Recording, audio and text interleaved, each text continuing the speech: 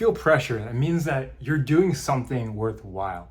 Now, how many times, I know it's a Monday, it's just started, right? But how many times on a Monday do you wake up and you think, I don't really want to do this.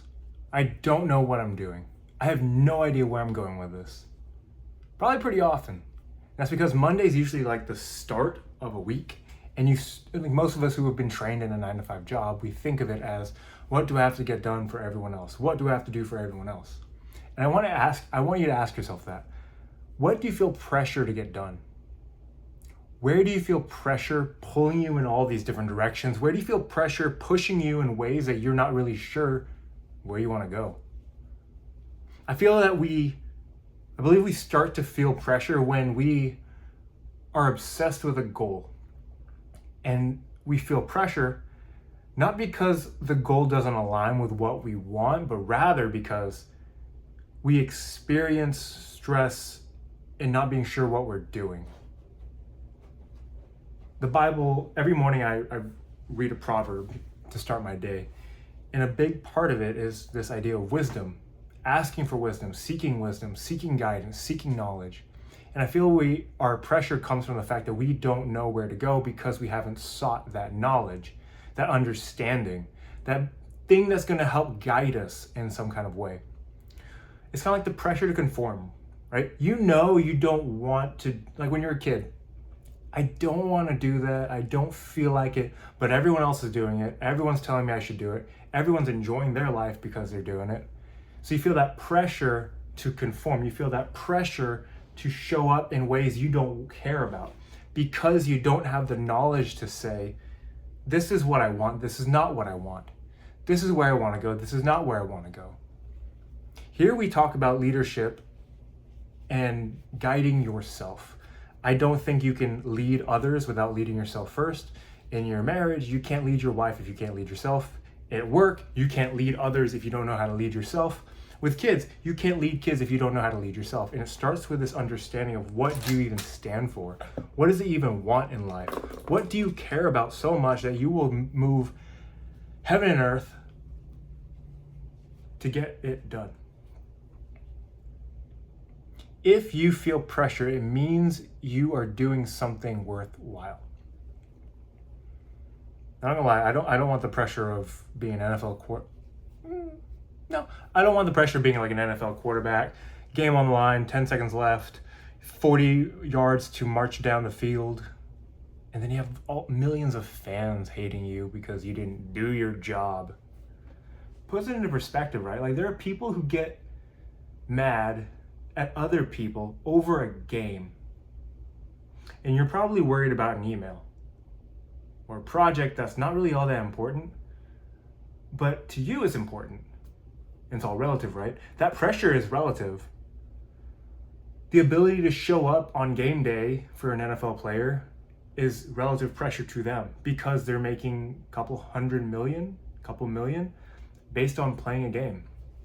For you, you see it as, okay, you're playing a game. Like how much pressure is there really? Just do your job. You've been training for this all your life.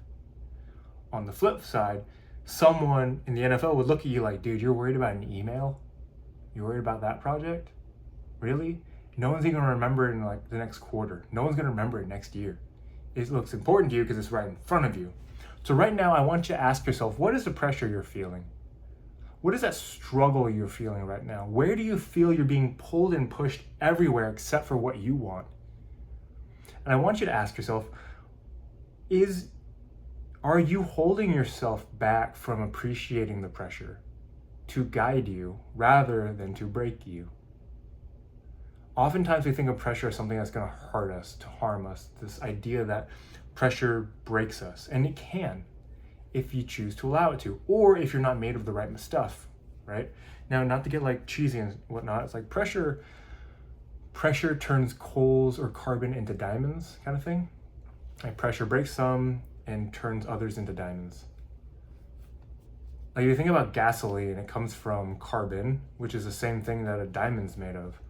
So what's the difference between diamond and carbon, or in gasoline? Just the amount of pressure that was exerted on it, right? Like not to get super scientific about it, but pressure is pressure is pressure. So which way are you gonna let your pressure guide you? What ways are you the one stopping it from guiding you? What ways is your ego getting in the way of showing you where you need to go? As I talk about leadership, I want you to think about when you want to lead your life, what does that look like to you? What does it mean?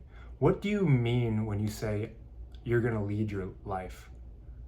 You want to lead your family. You want to lead your coworkers. You want to lead in your industry. You want to be a thought leader. What does that mean? And today on this Monday Mindset message, I want you to take that idea and ask yourself, what does it mean to lead? And if I want to lead, do I want to lead out of my ego? Or am I trying to lead because I have something to share with others? I'm going to serve others. For example, for me in this business today, this past weekend has been a really, really tough time for me because I keep thinking about, where am I going with this? What am I doing? What is the point of this? Like, you look at my numbers, they're not that great. I'm not where I thought I would be. And this is full transparency. Like, I'm like one sneeze away from one, like tweaking my back, two, from this whole thing collapsing. And no one's going to tell you that. No one shares that part of the experience with you until after they've made their hundreds of thousands, millions of dollars.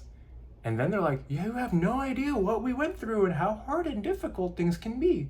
But here's a solution. That's fair. That's true. No one wants to be discouraged, but at the same time, no one's telling you the truth about it. I started this because I've been teaching and training and coaching and leading people for years now in supervisor positions, as a trainer, new hire, orientation, whatever it may be, manager, director, leadership. And I thought, okay, if I can do this for someone else, I can do this for myself. And it's just over the past weekend when I realized it was my ego leading me that way. I'm not saying I'm going to stop. I'm not saying I'm not trying to learn. I'm not saying I'm going to stop doing this, because I care about you guys. And if this is the way I do it, and this struggle helps guide me towards the ultimate goal of helping guide you, I'm willing to accept that. But it comes from years of practice and that idea that you have something to share and give, and that's where your leadership skills come from. I know leadership is just kind of like thrown around nowadays, but I want you to think about how you can lead your life based on where are you feeling pressure in your life. What are the things that are pulling and pushing you towards something better? If you feel pressure to pay the bills, have you been debating a different job? You're learning new skills, starting that business you've been holding back on. What is it that you want to get done? And then once you've decided where you want to lead, I want you to ask yourself, where does your ego fit in? Now, this can be a whole nother masterclass on it, and maybe I'll dig into it next week. But your ego isn't looking to hurt you. Your ego wants to protect you. And that's why it works for itself. Because you have things that you want to protect. You want to protect your identity. You want to protect the way people see and interpret what you do.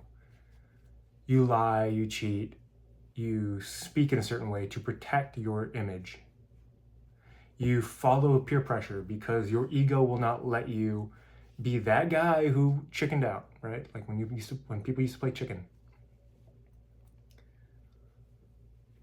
I want you to ask yourself, where is your ego holding you back from true leadership?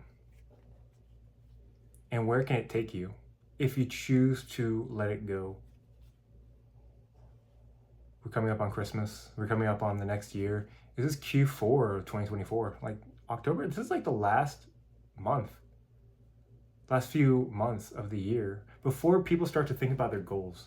And instead of thinking about your goals next year, I want you to start thinking about them now. Instead of thinking about, oh, next year I'll do this, next year I'll start working out, next year I'll do this, next year I'll get out of debt. What can you do right now to feel that pressure, to put that pressure on yourself? Because you're going to feel it eventually, so you might as well start now. Get a head start on it.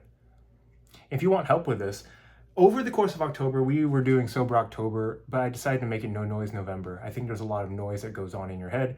You as a man, as a husband, as a leader, as a boss, whomever you may be, you have noise in your head that's distracting you from your path. And it's time to get out of that hence No Noise November. So throughout the month of October, we're going to work towards that. And in November, everyone that signs up, they're going to get special bonuses along the way. And they're going to get a special pricing. If you want more information on that, it's going to be down below in the description. But until then, I want you to think about that. Where are you feeling pressure, and what is that call telling you? What is that pressure telling you about yourself? And where is it that you need to put aside your ego and think about what is it you want to do with this call? Is it for you? Does it feel God directed? Is it for your family? Or are you just trying to promote yourself in a new way? Now think about that. This is Lawrence with Candle with your Monday Mindset Message. I want peace, love, and light for you, that you find peace in your day, that you find the love you enjoy, and that everything just feels lighter. Well, until next time, good morning, good afternoon, good night from wherever you're watching. This is Lawrence signing off.